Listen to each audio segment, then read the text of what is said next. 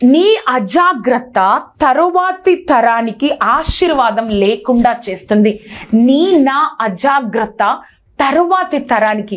నీకు దేవుడు వాగ్దానం ఇచ్చాడు, ఆ వాగ్దానంతోనే నిన్ను నడిపిస్తా ఉన్నాడు. కానీ నువ్వు ఆ అజాగ్రత్తగా నీ విశ్వాస జీవితంలో, నీ యొక్క పవిత్రత జీవితంలో, నీ యొక్క క్రైస్తవ జీవితంలో నువ్వు అజాగ్రత్తగా ఉన్నావా? నువ్వు అజాగ్రత్త తరువాతి తరానికి నీ వల్ల ఆశీర్వాదం పోతుంది. సౌలు యొక్క తండ్రి ఒక్కసారి సౌలుని పిలిచి నా యొక్క గార్ధబలము పోయిందని చెప్పినప్పుడు తండ్రి మాట విని ఆ గార్ధబలం కోసం, అంటే గాడిదల కోసం 4 దేశాలు తిరుగుతాడండి. ఒకసారి ఆ మొదటి సమయాలు 9వ అధ్యాయము 3-4 వచనాలు. సౌలు తండ్రి అయిన కీషు యొక్క గార్ధబములు తప్పిపోగా కీషు తన కుమారుడైన సౌలును పిలిచి మన దాసులలో ఒకరిని తీసుకొని పోయి గార్ధబములను వెతుకమని చెప్పెను. అతడు పోయి ఎఫ్రాయిము మన్యము తిరిగి షాలీషా దేశమున సంచరింపగా అవి కనబడలేదు. తర్వాత వారు షయాలీము దేశమును దాటి సంచారము చేసిరి, కానీ అవి కనబడలేదు.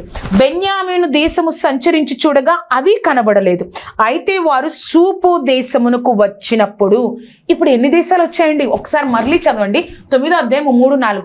తండ్రి మాట విని 4 దేశాలు, తన యొక్క తండ్రి యొక్క గాడిదలు కనబడలేదని 4 దేశాలు తన యొక్క పని వారిని తీసుకొని సౌలు వెళ్ళాడు కదా.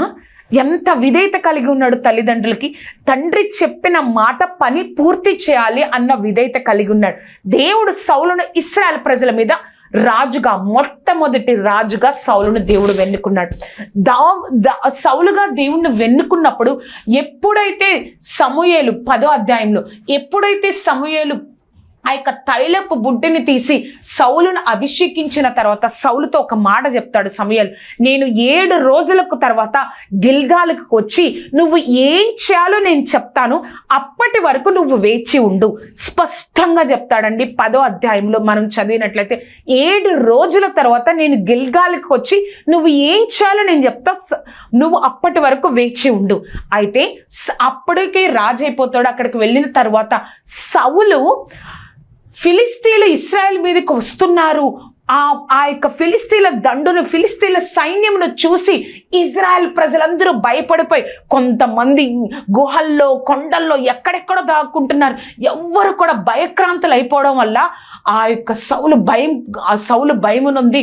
దేవుడు సన్నిధి మాలో కావాలని ఒక యాజకుడు అర్పించాల్సిన బలిని సౌలు అర్పించేస్తాడు.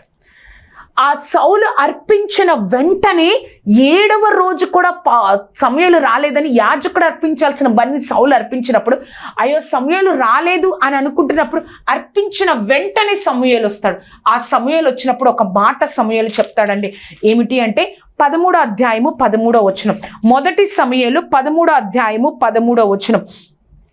అందుకు సమూయేలు ఇట్లనెను, నీ దేవుడైన యెహోవా నీకిచ్చిన ఆజ్ఞను గైకొనక నీవు అవివేకపు పని చేసితివి. నీ రాజ్యము ఇశ్రాయేల్ మీద సదాకాలము స్థిరపరచుటకు యెహోవా తలంచి ఉండెను. అయితే నీ రాజ్యము నిలవదు. నీ రాజ్యం నిలవదు. సదాకాలం నీ ఇంటి వారే ఇశ్రాయేల్ మీద రాజులుగా ఉంటారు, కానీ నువ్వు అవివేకపు పని చేసావు, ఆయన మాట వినలేదు, నీ రాజ్యము నిలవదు అని చెప్తాడు. అని చెప్పిన తర్వాత మళ్ళీ 15వ అధ్యాయంలో ఇంకొక అవకాశాన్ని దేవుడిస్తాడు. దేవుడు సమూయేలుకి దేవుడు చెప్తాడు, అమాలేకీయుల మీద యుద్ధానికి వెళ్ళాలి ఇశ్రాయేల్ ప్రజలు. ఆ అమాలేకీయుల మీద యుద్ధానికి వెళ్ళినప్పుడు వారికి కలిగినదంతయు, స్త్రీలను, పిల్లలను, పురుషులను అందరినీ కూడా హతము చేయాలి. ఏ ఒక్కటి కూడా అమాలేకీయుల్లో మిగలకూడదు. అందరినీ హతము చేయాలి అని దేవుడు స్పష్టంగా సమూయేలుతో చెప్పినప్పుడు సమూయేలు వచ్చి సౌలుకి చెప్తాడు, సౌలు నువ్వు అమాలేకీయుల మీద యుద్ధానికి వెళ్ళినప్పుడు దేవుడు చెప్పినట్లుగా ఏ ఒక్కటి కూడా మిగలకుండా వారిని హతము చేసి నువ్వు రావాలి, దేవుడు చెప్తున్న మాట అన్నప్పుడు దేవుడి మాట వినాలి కదా. అప్పుడు కానీ సౌలు ఏం చేశాడో తెలుసా అండి? మొదటి సమూయేలు 15వ అధ్యాయం. సౌలును జనులను కూడి ఆగోగును, గొర్రెలలోని, ఎడ్లలోని, కొవ్విన గొర్రె పిల్లలను మొదలైన వాటిలోని మంచి వాటిని నిర్మూలం చేయక కడగా ఉంచి పనికిరాని పశువులన్నిటినీ నిర్మూలం చేసిరి. దేవుడు నువ్వు ఏది వదలొద్దు, మంచి చెడ్డ ఏం అనలేదు, అన్నిటిని నువ్వు హతం చేయాలంటే ఈయన తెలివి ఉపయోగించి మంచి వాటిని పక్కన పెట్టి ఏదైతే మంచిగా లేవో వాటన్నిటిని చంపేసి వచ్చేస్తాడు. అప్పుడు వచ్చిన తర్వాత అప్పుడు సమూయేలు దేవుడు చెప్పిన మాటని సమూయేలు చెప్తారండి. 15వ అధ్యాయము 22, 23, 24. అందుకు సమూయేలు తాను సెలవిచ్చిన ఆజ్ఞను గైకొనుట వలన యెహోవా సంతోషించినట్లు ఒకడు దహన బలులు అర్పించడం వలన ఆయన సంతోషించిన.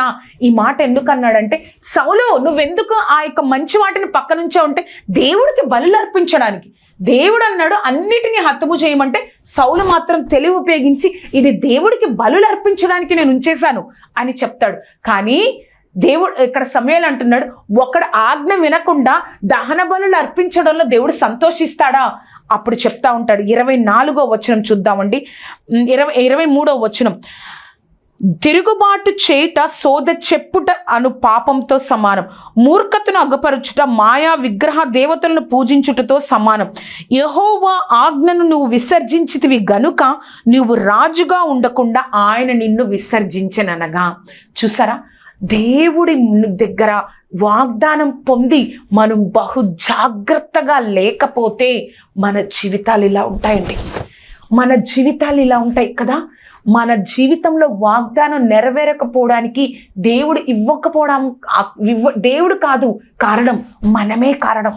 మన జీవితాలు సరిగ్గా లేకపోవడమే కారణం. దేవుడు మనతోని మాట్లాడుతున్నారు, నీ జీవితం బహు జాగ్రత్తగా ఉండాలి, నా జీవితం బహు జాగ్రత్తగా ఉండాలి. ప్రార్థన చేసుకుందాం. సర్వోన్నతుడా, సర్వాధికారి, పరిశుద్ధాత్మదేవ తండ్రి, నీ గొప్ప కృప కాపుదల తండ్రి, ఆశ్చర్యకరుడా, అద్భుతకరుడా తండ్రి, నీ కృపతో నింపండి దేవా, నీ నామాన్ని ఘనపరచుకొనండి.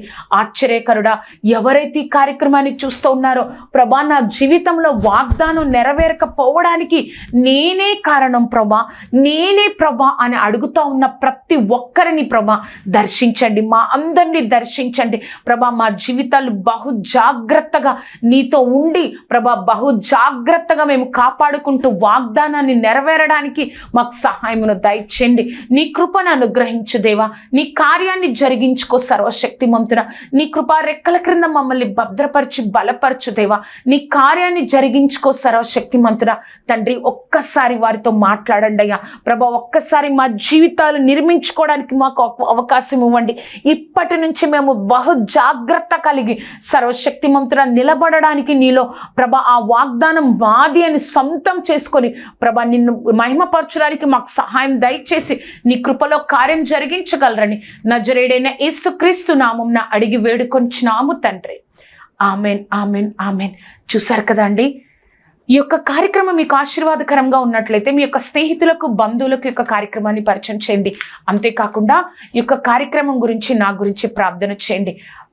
ఈ యొక్క మన జీవితంలో వాగ్దానం నెరవేరాలంటే మనం బహు జాగ్రత్తగా ఉండాలి. దేవుడు మిమ్మల్ని ఆశీర్వదించును గాక. Amen, amen, amen.